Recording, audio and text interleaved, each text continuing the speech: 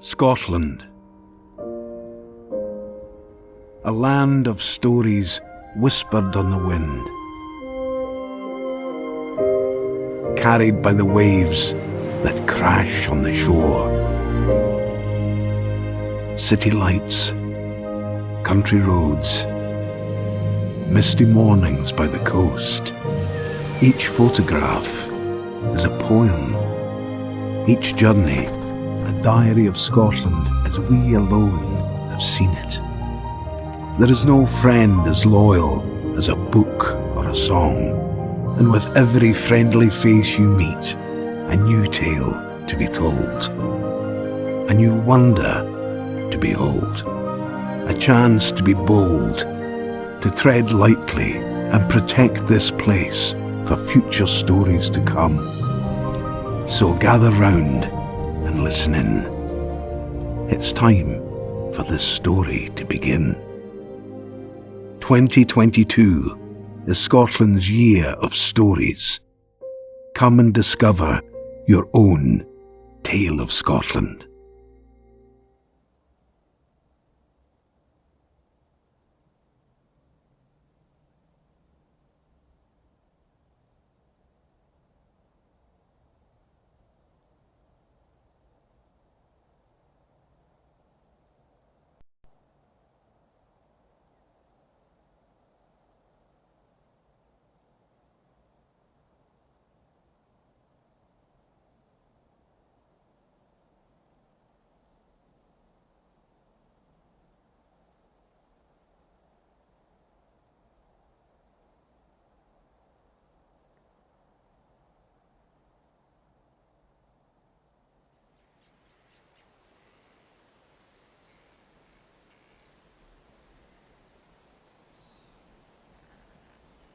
Travelling people felt like cage birds. They weren't liked in town. My father would tell you next year was never somebody hatred by the neighbours in a grey tenement. They would live in houses in the winter time. It wasn't practical in the northeast Scotland to travel all year round. You would come into town from October to March. His father was an alcoholic in town during the winter time. She was so depressed. Had to work at mainstream employment to keep family together, but hated being in town. His father, he said, was a very different man out in the countryside. Never drank. Worked hard all the summer. When the yellow was on the broom, and that was a sign that the weather was changing, it was time to head west. My father looked forward to that. The feeling that was built up inside him and going and travelling back in the open back cart with his sisters walking along. They were older, he was youngest in the family. Him and his brother were riding the cart at 5-6 years old. But just the feeling of release, the feeling of warmth, the feeling of nourishment was something above. Cannot wait to get on the road.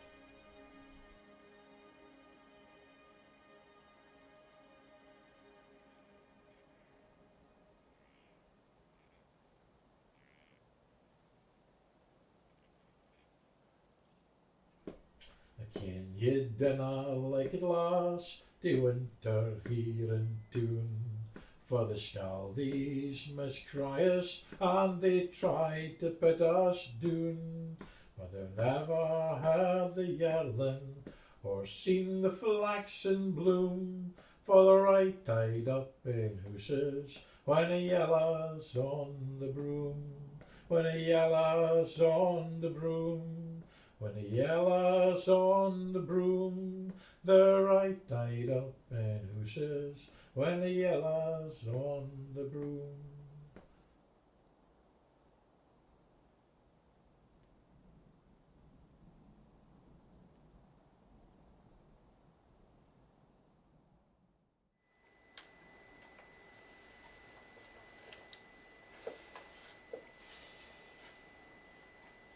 Hi, I'm Grace. And I'm Jackie. And we're here to tell you a little bit about North East and the stories that come from there. The man in the film, Tony, he was the son of Stanley Robertson, as he mentioned, who was a traveller from the Aberdeen area. And as a child, he was brought up in the winter time in Doon because it was so cold. They couldn't travel, as Tony said, all year round. And he lived in a flat just up the road from where I live, in Powys. And his father picketed his horse just down the way, and it was horrible for them. There was just one family in that estate that liked them. The rest rejected them and treated them very, very badly. They voted for them to be kicked out, but that one family saved them from that. He hated school. And so when spring came, it was a delight to just pack up the whole house, off in the horse and cart, into the countryside with family and friends, working so hard, but at night gathering round the fire for stories, songs, and Stanley like this sponge, just taking it all in. And Jackie and I both met him as an adult. I actually met him through Claire, who's here tonight.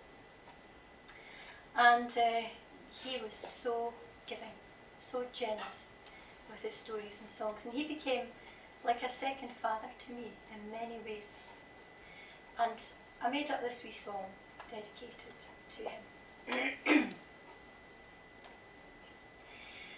This tall Aberdonian, black cap and lang stride, sae neat in his dark suit, sae quiet outside.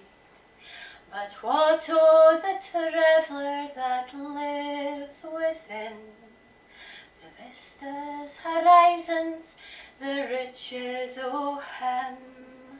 A fountain of knowledge never-ending flows, o' wisdom and wonder, an extraordinary glow, generously brimming o'er to all who are there, sensitively given we kindness and care.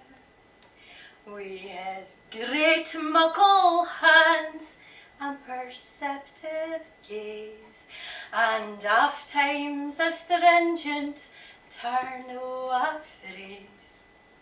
He could crack a smile frae a heart soft or harder.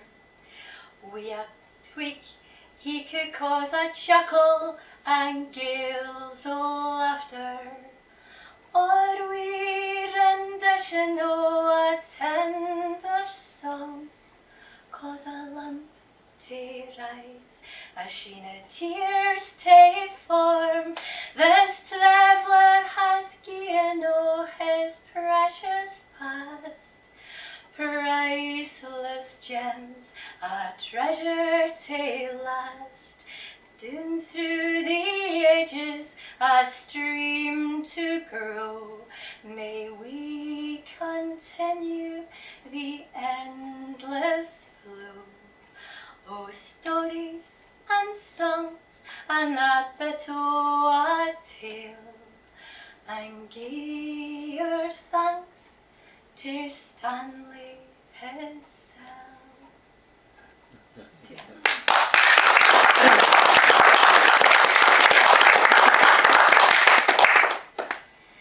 This story I'm going to tell you, I first heard told in a castle.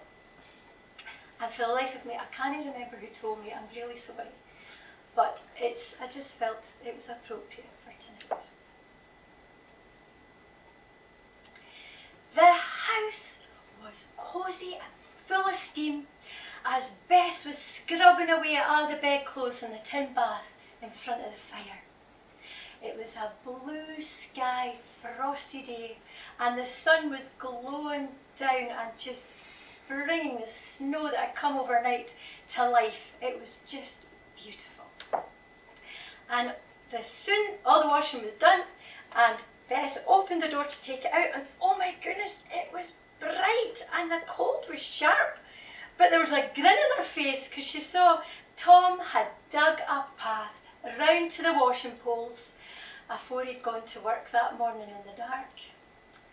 So she was fair delighted, and she got her washing up, and as she was coming back in, there was a wee hum on her lips, and a song on the tip of her tongue to be sung. And she thought, oh, firewood, need to get firewood. And away she went. And the song never got sung. Changed itself into a hat and hung itself on the back of the door. Well, busy lassie, scrubbing floors, washing windows, making another dinner. And then it was baking, and she was baking bread, and she was kneading, and she was doing everything that you do with bread, not that I make bread very often. And as she did that, she was thinking of a wee story that her mother used to tell her. And there was a wee smile playing about her lips, and she was just away to tell that story. She said, oh, the sun's setting. Those sheets, they'll be as stiff with the ice. Oh, so she put the rice and bread and put a cloth over, and out she went to get the sheets. And that story never got told. Well, it changed into a jacket, and it hung itself underneath the hat behind her. Now, later on that night, it was dark. Tom, he'd been working really hard that day, came out of the forest, and he was really labouring. He had 2 rabbits, shotgun, and he had a sledge full of firewood, and ploughing through this really deep snow. Starry night, beautiful night. But he was looking down to see if he could see the lights through the hamlet, and sure enough, there was his own glow through his own door, and he moved faster, and he got down to his door, and he got all the snow off his boots, and opened the door, and oh, that warm bread smelling fug filled his nostrils. He's like, oh, Bess, you've been baking bread, yes! He said, yes! And he put his gun in the corner and put his head round the door, and there's Bess, and she's grinning and stirring the stew. And he closed the door, and saw the hat and the jacket. He says, oh, who's here? And Bess went, nobody. And he says, there's somebody. And Bess looked up. She says, what's that hat and coat doing here? I don't know, it's you that's been here all day. Do you know, it's amazing how quickly kind words can turn to sharp ones. And very quickly sparking words began to fly through the air between them, and those sparking words got louder and stronger.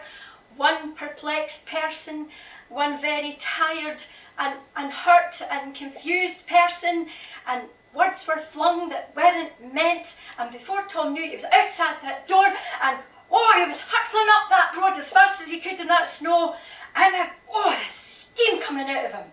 So angry. Before he knew it, he saw the shine of the kirk roof, and he was through the kirk graveyard and up to the door, opened it, slammed it shut behind him, and he was sat down on that hard pew. And it was like a red flame within him. How could she? What's she done? As he sat there, the cold air began to creep in through his clothing and his mind, and the tears just started to flow, confused and hurt and not understanding, and it froze him to his seat. Well, it was a while later. Kirk door opened, and something went past his log, and something else, something else. He looked down the flame. There's these wee candle flames for other houses. They come for a wee natter afore bed. And then suddenly, and one last flame out, and Tom's like, what's going on? And this wee word, hey guys, listen to this. I've just come from Bess and Tom's house. And Tom's ears pricked up. Oh, there's been a terrible calamity, such confusion. Oh, dearie me. Well, tell us, said the little flames. Well, Bess was just going about her busy wash day, and there was a song to be sung. There was a story to be told. Well, she never sung the song, she never told the story, she was too busy. And the song changed itself into a hat, and the story into a coat, and they hung in the back of the door. And then Tom came home, and oh my dear, he thought Bess had been doing things behind his back.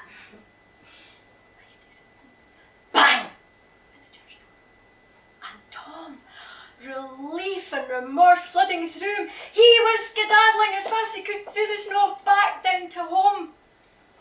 And he flung open the door, Bessie went, and there she was, huddled at the fire. The fire dim and low now, and he just went, he gave her a huge posy, oh Bess, I'm so sorry, and oh, they cried, and oh, the tears, and it came to quiet, kind, looking at each other like eyes, and it was just lovely. And once they both calmed down and wiped their tears, Tom says, so you'd a song to sing and a story to tell. And they changed themselves into that hat and coat, and they both looked. Hat, the coat. Because if you don't sing that song when it wants to be sung, or tell that story when it wants to be told, they won't hang about.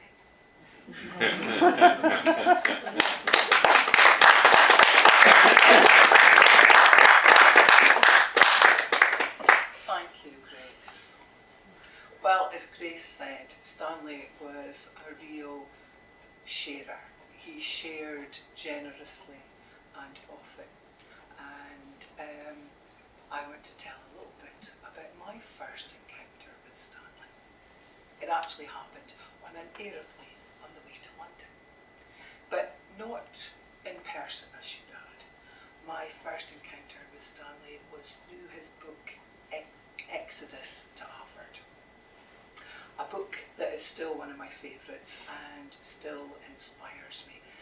It tells the journey of the travellers leaving Aberdeen and going up Donside and down Deeside, and at each stop there would be a tale told. And the story I'm going to tell you tonight is from Exodus to Harvard, and it's a story that means a lot to me. Jack's mother came out and she said, Jack, Daisy the coo has gone dry. We'll need to get another coo. We canna see through the winter a thoot, a milky coo. You'll need to go into the mart and get a newie. Now, be sure and get a decent beast. Aye, aye, mother, I'll manage that, says Jack. And off he sets down to the mart. Well, he's eyeing up a' the beasts and having a good look, because he wants to make sure he takes him a decent beast. And he's just glowering at een after the other, when a wee tap comes to his shoulder. And he turns round and standing ahead him is this wee manny with a humpy back like a tap of Benaheen. And Jack says, aye, aye, man, for you doing? And the wee man says, are you looking for a coo? Aye, I am, says Jack. Fairly at. Well, says the wee man, I have the best beast here a day. Come over here and I'll show her to you. Well, Jack's a bit curious, so he follows the man and he goes over to this coo. Well, it's nothing but a rummel of beans covered with skin. And Jack just shakes his head and he says, nah, man, I can't buy that coo. Oh, but you should, says the man. Oh, he's definitely the best beast here today. Well, to this day, Jack's not quite sure food happened. But he parted with his siller and he teened on rummel of beans home to his mother. And even though you are a grown-up kind of audience, I'm going to gloss over what his mother said, because my mother told me never to use words like that. Well, he get to his bed, boss. Nothing to eat at night. No, oh, she was right ill to you. Oh. And even in the morning, she still wasn't speaking. So Jack thought he better give me milky coo. Well, what a surprise he got. When out come his creamy milk. Oh, and gallons of stuff. Well, his mother was more pleased after that.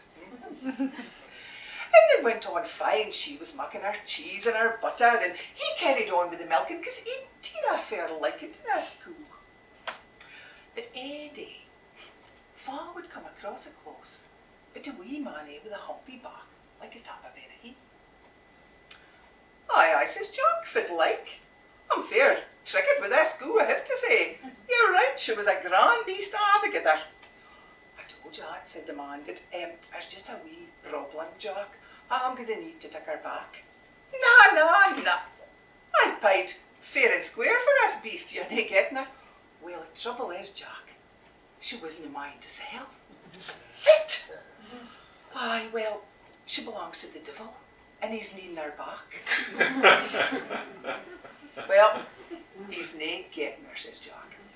Oh, but losh me here, Maloon, if you dinna gie him the coo back, he'll break your beans. I'm nae caring, she's nae getting out of this fair tune. Well, by this time, his mother had come on a go, and when she heard what was the commotion, she says, just gie him a coo, we're nae having nothing to do with the deal. Nah. Jack persisted. He says, I'm going to fecht the deal and keep the coo. And a wee man, I'll be back like a tap of benny. He says, all right then, my lad. Well, I'll give you a wee bit of advice. The morn's morning, afore you gang and meet with all horny, but a handful of salt in a pooch, and a handful of pepper in the other pooch, and that'll see you right. Well, the next day, Jack got up bright and early, and he did what the man says, and he walks up to the head of the hill, and stunning air, in this muckle circle, is this giant of a bloke. Oh me, Jack had never seen anybody that big and muscly afore.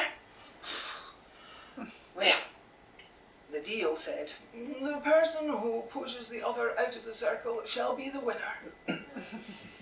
Well, Jack puts his hands in his pooch, sign he steps into the circle. And the deal, in the form of this muckle giant, bends down to shove him out. But Jack throws the pepper up his nose and the sat in his een, and when the devil's ass busy trying to decide should he cough or should he greet, Jack flings him out of the circle. And it turns into a wee bairn and runs away, greeting to his mum. Well, Jack kings him and thinks, well, that was easy. Nae bother of a, a coo is ours. And life goes on fine for a day or two, until Fa would come across a close, but the wee man with the humpy back like a tap of benny. And he says, well done, Jack. Oh, aye, but the devil's nae happy, you ken. He's needing another contest. Bring it on, says Jack. Real it was easy last time, it'll be just as easy this time. Ah, but Jack, this time, if you lose, you forfeit your life. No, says his mother, you're nae do you not. I'm nae haeing ony mair of this fechting with the deal. You just hand back a coo and we'll manage somehow. But Jack is a determined kind of lunatic, if I got it right. Anyway, he says, nah, I'm going to fecht for the coo. And the wee man says, all right, Jack, I'll tell you fit. See that tree at the end of the road? If you put a saw at the top of it, afore you get into your bed at night, you'll ken fit to do the morning. And that's what Jack did. So the next morning he gangs to the end of the road and he stands in front of the tree with the saw up at the top. And there, afore long, comes this muckle ball. Oh, a great big beast it was, pawing at the ground and snorting. Well, Jack stands there, trembling a bit. And afore long, a ball charges right at him. And Jack stuns and he stuns and he stuns until just at the very last breath, he jinks round the back of the tree and the beast's horn goes clean through the trunk. And the ball is fair trumpet. So Jack climbs up a tree and comes down and saws off the ball's horns. And it turns into a wee coffee and goes greeting him to its ma. Well, says Jack, see, that was easy. Nae bother of a. It goes ours, mothers. Well, once again, things are going grand until a buckle days later, Fa would come across it close, but a wee manny with a humpy back like a tap of benny. Jack, the devil's still nae happy. He's needing another go. But this time, Jack, he'll only fecht you if you forfeit your soul. Oh! His mother said, no, I'm nae for none of that. Jack, you've been lucky so far, we're nae fechting with the deal onymore. Let it go. But Jack says, bring it on. I'm going to hear the third go. And a wee man with a humpy back like a tap of he says, well, you're on your own, Loon. There's nothing I can do to help you this time. Well, I reckon if he had much sleep that night, but the next day, Jack goes out and he faces all horny himself, stunning air in all his glory. And the deal says, Jack, we shall have a contest. You may choose your implement. Well, Jack is a wee thinky to himself, and he says, if it about a ploughing match, we could do some ploughing. Why, certainly, said the deal. And in a blink of an eye, he produces twa fine horse and a golden plough like you've never seen afore. Well, Jack, he yokes up the all nag with his all wooden plough, and he sets off, canny as you like. Now the buddy with the strachtest furrows, they'll be the winner, shouts Jack, with a wee smirk on his face, because he has gained the deal, the sewer plot. The plot with a great muckle steen in it. And afore long, there is an almighty, hellish, you might say, roar, as a devil's plough hits on Steen and knocks his ploughing out of skite. Well, all Jack saw was a puff of smoke as the devil disappeared, hopefully never to be seen again. Well, I think his mother made him some fine scones, maybe even bannocks that night. And they all thought it would be the end of it. But of course, a couple of days later, Fa would come across the close. But the wee manny with a humpy back like a tap of he. And he says, Jack, I can't believe it, my lad. You defeated a devil.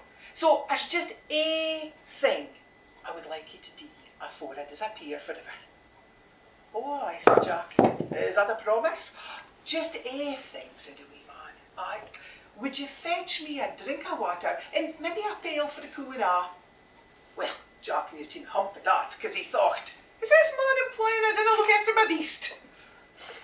But he got to the well and he got a pail of water, just to see if he could shut the lad up. He gave him a drink and he bent down to give the coo a wee drink and a. And the wee manny with a humpy back like a tap of he said, no, Jack, when you're down here, could you just give the coo a wee peck in the cheek? Fit! Well, this is nae the kind of behaviour that us farmers get up till you can. Nae usually anyway. But Jack thought, God, if it shuts a bloke up, I'll do anything. So he gives the coo a wee smackaroo right there on his cheek. And of course, in an instant, she changes to an awful bonny dee. And and the wee man with a humpy back like a tub of he, well, he turns into a real handsome cheetle. A bit of hour, be her feather. And he confesses that the twa of them were put aneath a curse be the laird and the black earth. And that only somebody who was willing to fecht the devil and loo the coo as though they were human would be able to break the curse. And say it was that from that day on, the three of them lived happily ever after.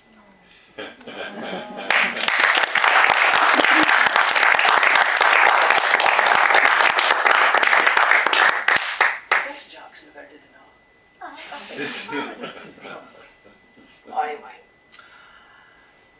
Grace was telling you that Stanley, when he was in the toon, bid in a house nae far frae where she bides now. And you know the places that he loved the best when he was out in his travels was Lumphanan, which is where I come frae. And I find that a bit spooky that we were connected not only through Stanley, but through that real sense of connection with place.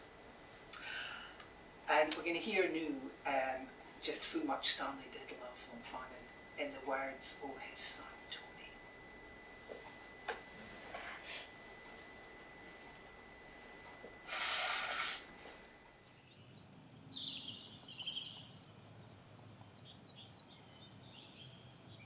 As a child, we come up here all the time. Anytime we took my father out, as long as we went via Lunfannon, no matter going to Edinburgh, Glasgow, London, Budapest, go via Lunfannon, because my father loved this place. It was his happy haunting ground as a child. Although they travelled all over the Dean of Dawn side, they believed the land between the Dean of Dawn was for the travelling people, had been given to them in ancient history, and the travellers always believed that. And my father's favourite camping ground of the summertime was Lunfannon. They spent most of their time here. They would travel over to Afford, back over to Worthington Hill, the Wastedens, various favourite camping spots, but this was the number one particular favourite place. So as children, it was a familiar place for us to come to, and we loved it. It's an open 1.5 miles of open countryside. There's woods, there's a burn at the bottom. My Uncle Albert taught us how to tickle trout. You stun them, paralyse them, lift them out of the water. I saw him do it, I never did it. It was just a wonderful, wonderful place in the summer. It's full of life and full of memories of the old travellers. My father always heard these people wandering up and down the road, always felt his mother's presence. As his mother died in 1969, she was always going about there, his father's always going about the old road. Ghosts and memories of the travelling people are up and down that road because they spent so much time there. The place is alive with their spirits. It was a place of isolation. Being in town or being in the midst of the people, you were open to persecution. Being isolated with your own people in your own place, you felt just apart from the world. Enough up there just to be apart from the world. And that's what they enjoyed. That solitude. The description is almost like a Garden of Eden. Well, I certainly can tell you, one of the first creepy stories I ever learned from my father, this is no more than really an anecdote, it's not much of a story at all, but it's reckoned to be true. Around about the turn of the century, there was a travelling woman called Mary McPhee. She had come off the last stagecoach that was coming out towards, or maybe even a charabanc even, in the very early days of the motorised buses. But anyway, some form of transport late at night. You had an option to come off here. The camp was situated about a mile up this road, the main camp. It's more accessible from the other side, from a Ireland road, where you've got half a mile to walk. But because of the bus timetable or whatever, she found herself in this village, getting off on the main road there about 9:30, 9:45 at night. Fine summer's night. Traveller women were hardy, used to walking on their own. And she walked up this road, intending going to camp, carrying shopping she'd got in Aberdeen. Ahead of her, and had just come out of the church gate, she saw a woman, dressed in old-fashioned garb, very early in Victorian garb, looked to be wearing a cloak with a hat over her head, which she thought unusual because it was a fine summer's night, there was no need for any head protection. But she thought to herself, that's fine, I'll have somebody to accompany me up the road. Because it was now starting to get just a wee bit dark, in the gloaming, as we call it in Scotland at that time of night. But a fine summer's night, nothing to be scared about, nothing to worry about. She happened to say to get the woman's attention, could you tell me the time, missus? The woman ignored her. She got a bit closer to the woman, no more than 10 feet behind her, and said a second time, can you tell me the time, missus? And she was ignored a second time. She said, that's some sort of queer buddy. And she said out loud, I want to ask you a third time, in case you turn out to be the devil. That's an old Scottish traveller saying. And according to my father, the woman turned around, and the cloak was hiding a skeletal face. The woman, of course, screamed in panic as this thing raised its arms as if to get her, and chased her down here and beat her up black and blue at this very spot where we're sitting, and left her lying almost for dead, and scattered all her goods and chattels all over the road here. It took some folk for the camp at midnight to come looking for her and find her in a state. And she attested she'd been beaten up, and she told them a story of what had happened to her. She got home with the help of the folk for the camp. Her husband, Wally McPhee, big tough fighting man, bare knuckle boxer of his day, he'd been lying drunk in the camp. Man, good to no one, but a big tough man with a big mouth. He says, whatever it was, I'll go down and give it a laying on like a cuddy. So he went down, and some of the men folk offered to go with him. He said, "No, what do I need? If I do my fear to nothing or nobody, I'll go down. With his hands like this, I'll give it a laying on." Well, he came down, and whatever happened to him, he got the same beating up that his wife got, and he was found more severely injured in the morning by the men folk fae the camp that came down to see if he was all right, and he wouldn't speak about what had happened to him. And now, according to my father, although an awful lot of stuff we speak is a lot of rubbish, he always said that that was a true story, and you'll get that on Kisterich's website. And it always kind of gave us a wee bit of fear and trepidation, just as initially as you walk past the entrance to the graveyard. As kids, we would run fast just to get past a bit quicker in case this queer thing would come out after us. And certainly never ask strangers the time of day in case it turned out to be the devil.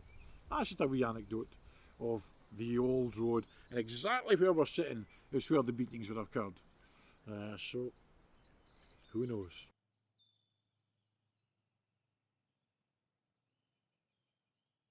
Old Creevy, the guardian of the old road, hundreds of years ago. If the tree come to like you and come to respect you, that it would allow you to watch it dance. Once a year the tree would uproot itself and dance round about, along with other trees. In the space that Creevy had excavated to go up to dance was a solid silver bowl containing rubies and diamonds. The deal was that if you really needed rubies and diamonds to help you on your way, you could help yourself. The proviso was that you weren't too greedy and you took only what you needed. And as long as you were then going to help other people, share the fortune that Mother Nature was to give you on that one night of the year, then this was a great resource, a great boon, a great extra for your family. And only those who knew the secret would gather round about this particular event on that particular night. And a lot of travelling people had attested and passed on to their families the fact they'd benefited from the bounty from old Creevy. However, this all came to an abrupt end when a particularly greedy traveller man found out the secret. He took to watching what was happening. And he could see that when Creevy was uplifted, that in the hole there was this mass of diamonds and rubies, sapphires. The travelling people was just taking one or two, jumping down into the hole, taking one or two, putting in their pocket and coming away quite happy, dancing with the trees and celebrating nature in general. But he took to jump down the hole and fill his pockets till he couldn't move for the weight. A greedy, greedy man with no intention of helping anyone other than himself. Unbeknown to him, while he's still there trying to gather more and more and more stuff, making himself far too heavy to get out the hole for a start, old Creevy had finished his dance and come and jumped back into the space where this traveller man was, with his pockets full of diamonds and rubies and sapphires. And from ever that poor man, of course, trapped and entombed forever. Old Creevy on top of him. My father said from that time on, old Creevy never moved an inch. Still was a guardian of the old road, and still there as a tree, but never did the old Creevy ever move out of its place. And that poor man was trapped and gone, purely through his greed.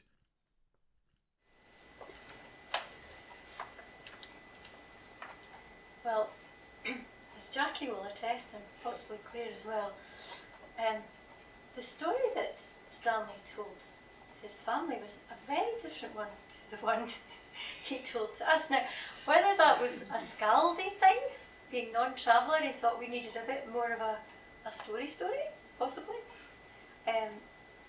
But something Stanley always used to say, do not change anything. He used to bring out his wee cloth and his beautiful silver little cup, and he would polish it, and he'd say, take care of these stories. And that, we took that, and but it was with a bit of a giggle, because I can remember once he sang a song to me in the car, and he taught it to me with his whip of a tongue. No, that's not right, sing again, until I got the song. And then later on we had a bit of a choir thing going, and he said, right, Grace will sing you the song, and I sang it, that's all wrong. I said, that's the way you taught me, Stanley. No. So it's amazing how, things change even within us, how we approach things, how we tell things, but the essence and the truth of what we sing and tell is there. And so, on behalf of Tony and Stanley, I just want to tell the version he told us. Jack was a shepherd, and he worked hard on the hill. He was paid very poorly.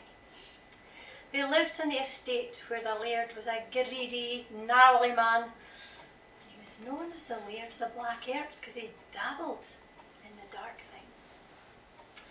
And his mother, well, her house, it was falling about her ears. The roof was broken, the door wouldn't shut properly, and the gales that would come through the windows.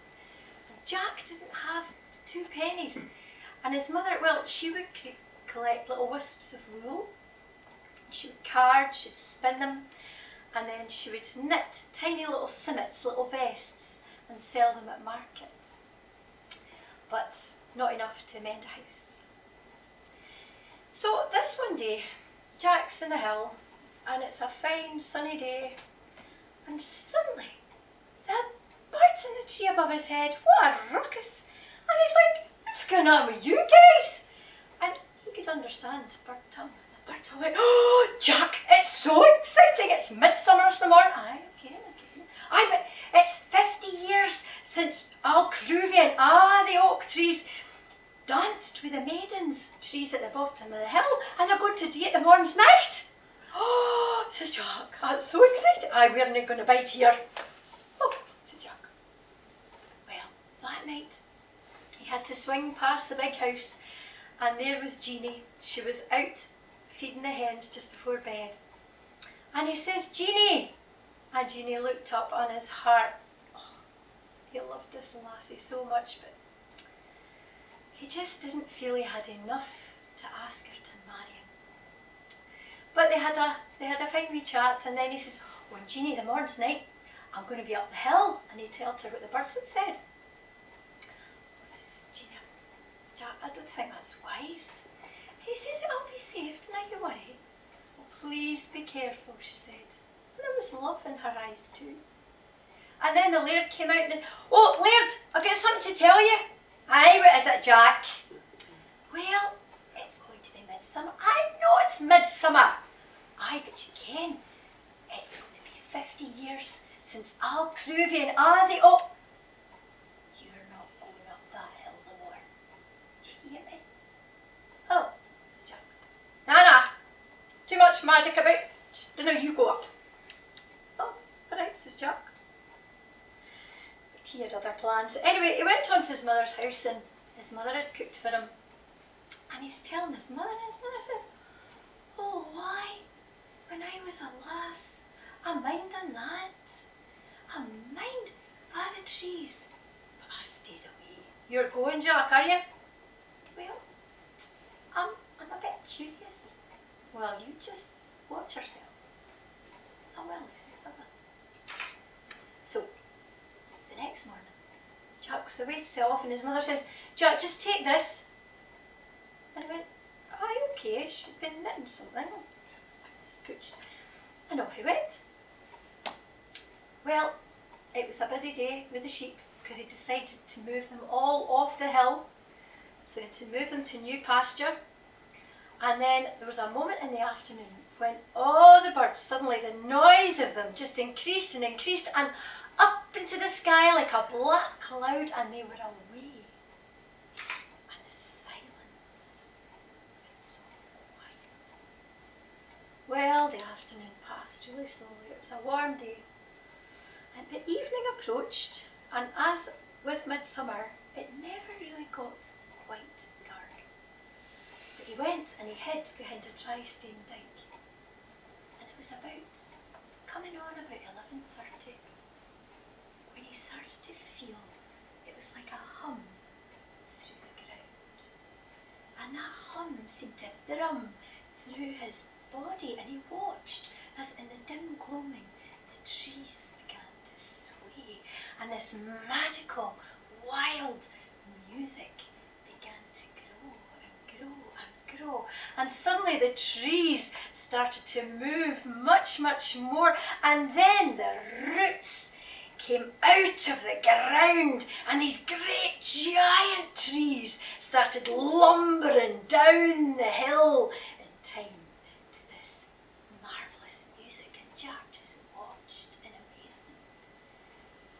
music faded and he was left on the hill. And then he saw this creepy thing creeping up the hill, like an insect. And he realised it was the laird. He had a big sack in his back. And he came up to the biggest crater where Al Creevy had sat. And he popped in and he went, yes! And Jack, well, he sneaked over and he looked. And the moon was just rising. He couldn't believe his eyes, for there was jewels and riches. Well, and the laird, he was just shoveling it into his sack. And more and more and more. And Jack thought, so he came away from that crater and he went and he looked in another dark hole, and sure enough, he carefully went down, and there, glistening, was some jewels. And he had a wee rake about and he went, oh, a wee ring from a genie. And oh, my mother, she would love this wee bracelet, it's just beautiful. So he put it in his pocket, and he's away to climb out when he realised that the hole he'd been in had sunk down, down, down into the ground as he had taken from the pile. And now there were sheer sides all the way round, like being down a well, and he could just see a round patch of starry sky. Oh, mighty, help! Well, our Jeannie, she knew Jack quite well, and she had come up the hill and she was looking for him, and she heard the cries of Jack, and up she came and she went, Jack! I told you to be careful again, he says, I'm stuck. I've got a rope, what am I going to do? And then he remembered his mother had given him something that morning and took it out of his pocket.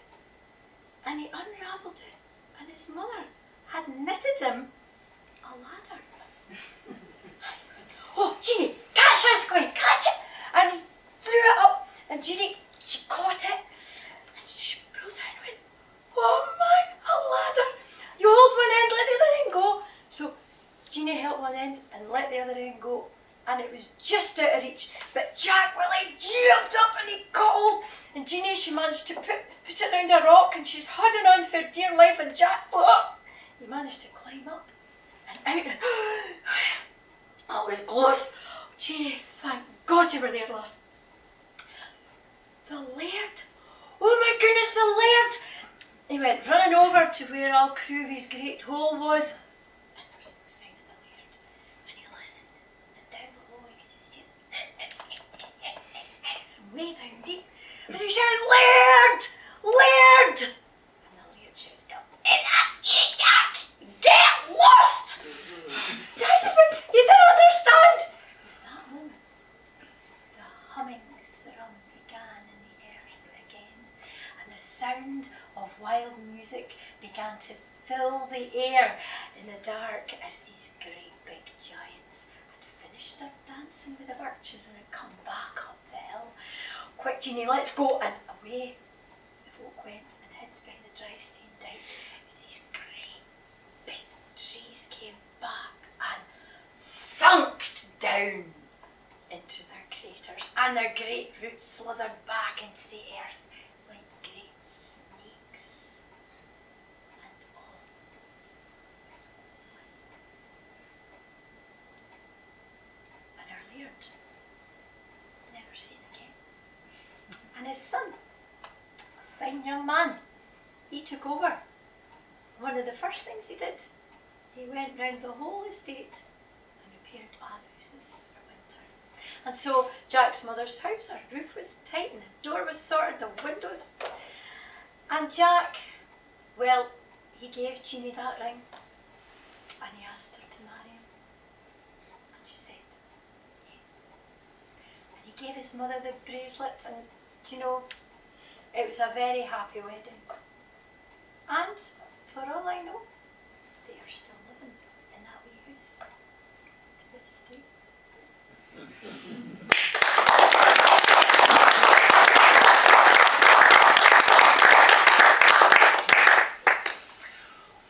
like Grace said, Stanley taught us many things, and whether it was a story or a song, he would tell you, "Takadut Bonnie," which I think is a lovely, lovely phrase, and it's one that I try and remember, "Takadut Bonnie." And he also said, and it's something that sticks with me always, it's the story that's important, nae the storyteller. And I think that's kind of why sometimes the story's changed, but the intention, the drive would come for the story and the purpose for telling the story. It wasn't about the storyteller's ego or performance style. So yeah, I think he was a wise man. Well, he took us up that Drove Road several times, and each time was like a trip down memory lane. And we would hear stories of Gudlin in the Burren, or walking into the village doing hawking, or trying to catch rabbits, whatever it would be. But it wasn't just Stanley's memories that were sparked by those trips, because being a Lumfannon Quine myself, it would send me on wee memories of when I was a young Quine. And it wasn't up the Drove Road that I went. I would go up the hills, round the west side of Lumfannon, up near Creative, the witchy hill. And lots of witches would meet at Creative. So my mother always said, "You shouldn't be going up there. No, don't you go up there yourself." But I kind of got drawn. And then I would look down onto the How o' Achlosen, where the loch used to be. And I could remember, actually, one of the campsites of the Traveller folk. They were still in their wee tents when I was a young lass, down at the foot of the How. And they went and caught the eels. There were loads of eels in the loch. And I would go up the hill gathering brambles, getting my fingers all purple, and my moo as well, because I probably ate more than I took home, to be honest. So all these memories would come flooding back, and I would think about the stories that my mum had told me. And there are plenty around Lumfannon, not only the witches. King Macbeth of Scotland was killed just beside the Peel Ring at Lumfannon. Peter Williamson, whose tale I will tell one day, was born at Lumfannon, and he had many, many adventures before he eventually ended up on the High Street in Edinburgh and set up, as far as I know, the first mailing system in Scotland. Lots of tales to tell about Peter, but we don't have time tonight. The story that I'm going to tell is a compilation, because I think one of the things that came through to me was Stanley's connection with the land, and I love stories that are connected to the land. And so this one is going to draw together a wee tale about Clachnaben, which is one of in the foothills of the Grampian Mountains. I don't know if you know it, but it has a humpy top, a bit like Benahee, a rocky outcrop at the top. And this story also features the Hill o' Three Steens, 3 stones at Durris. And it features Benahee, because no self-respecting story for the North East cannot feature Benahee, the greatest of all mountains. And Jock the Giant. I don't know if you know of Jock the Giant, who lives on Benahee, and he is there yet. In fact, it's my mission in life to find somebody who can unlock the cave and set Jock free, because I'm quite convinced it would be an excellent tourist attraction. We wouldn't need a year of stories. Jock the Giant would bring them in. So I need a one-eyed woman or a one-eyed woman's son. So every audience I ever see, I ask anybody here, a one-eyed woman or a one-eyed woman's son.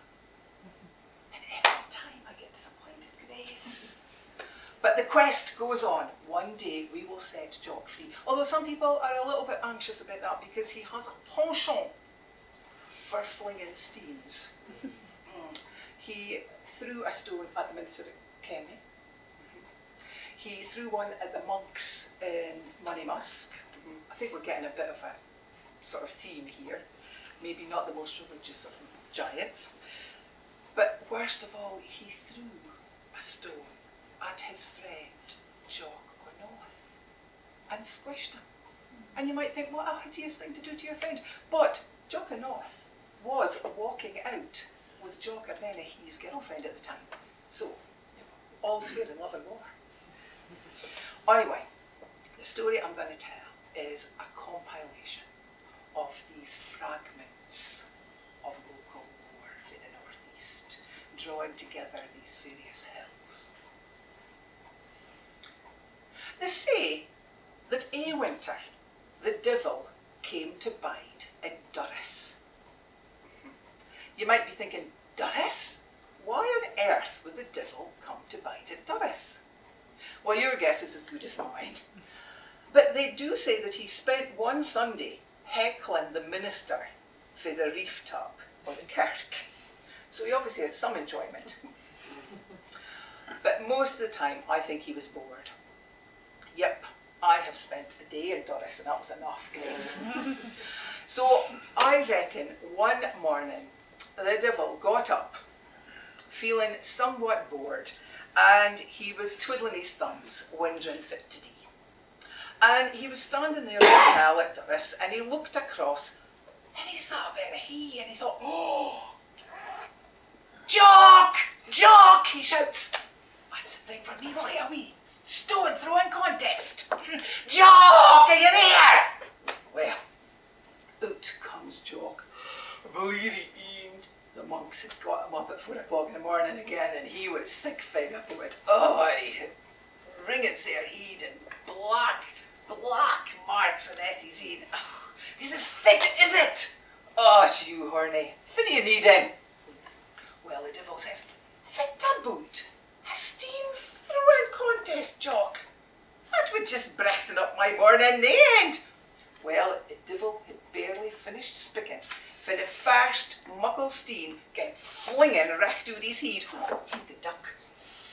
Hey, wait a minute! And the second steam come fleeing past his left horn. Left horn. Hey, just hang on, says the devil. I ain't even said go yet. And he had to duck again as the third steam landed just ahead him. Well, but this time, steam was coming out of the devil's lugs. He was livid. Oh, this is nice, this. I'm going to get you now. And the devil found this muckle steam and picked it up. And he was just ducking aim right at Jock the Giant.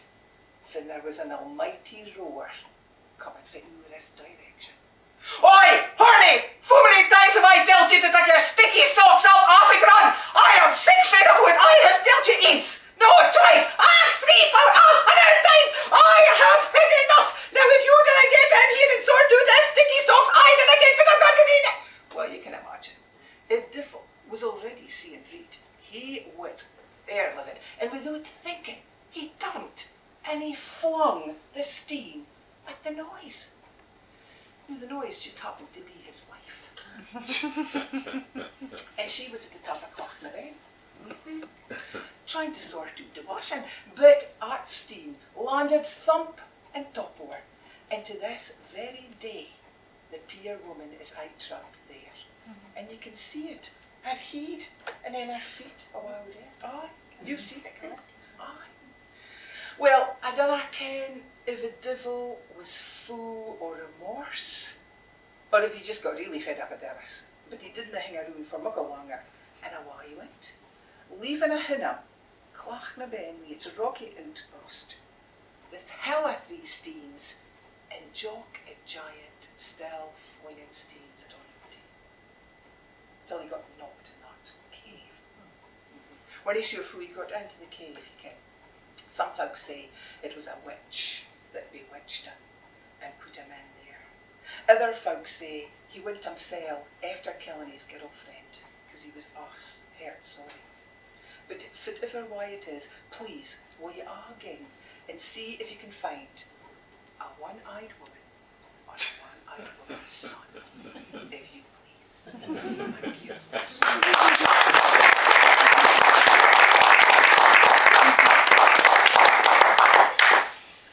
Well, we've just a few minutes to go, and we wanted you to join in a song. So you'll have heard Tony was singing Yellow in the Broom, so we thought it'd be really nice to sing that together. And it's a very easy chorus, which is Yellow on the Broom. So you'll pick it up really quickly, but what happens every verse, the last line of the verse is the third line of the chorus. So you have to be listening. But I just want to say, the last time I saw Stanley, I took him out to the Lunfannon Road. I was introducing him to somebody, and he was a very sick man at that point. And where Tony sat in the film, because where I sat with Stanley, it was a bonny day, warm, and he just said he'd never spoken to me like this before, and he says, Grace, over there's where I'm going to be buried, and I want you to sing Yellow on the Broom o'er my grave. And I was like, he'd never spoken about death before. But within a couple of weeks he was dead. And we did sing.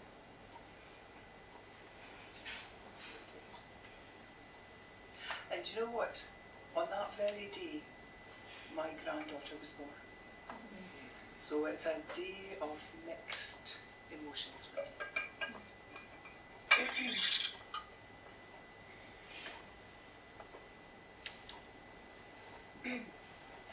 I ken you dinna like it, lass, tae winter here in tune. For the Scaldies are miscry us, and they try to bring us down. And it's hard to raise 3 bairnies in a single flea box room. But I'll take ye on the road again when the yellow's on the broom. When the yellow's on the broom. When the yellow's on the broom. I'll take ye on the road again when the yellow's on the broom. The Scaldies cry us tinker dirt and sconce your bairns in school. But who cares what a Scaldie thinks, for a Scaldie's but a fool. They never hear the yowling sun, nor see the flax in bloom, for they're aye cooped up in hooses when the yellow's on the broom. When the yellow's on the broom, when the yellow's on the broom, then I cooped up in hooses when the yellow's on the broom. Nae sail for pegs or baskets new, for just to stay alive. We've had to work at Scaldie jobs frae 9 o'clock till 5. But we'll call nae man or mister, for we own the world's room. And we'll bid farewell to Bregan when the yellow's on the broom. When the yellow's on the broom. When the yellow's on the broom, we'll bid farewell to Bregan when the yellow's on the broom.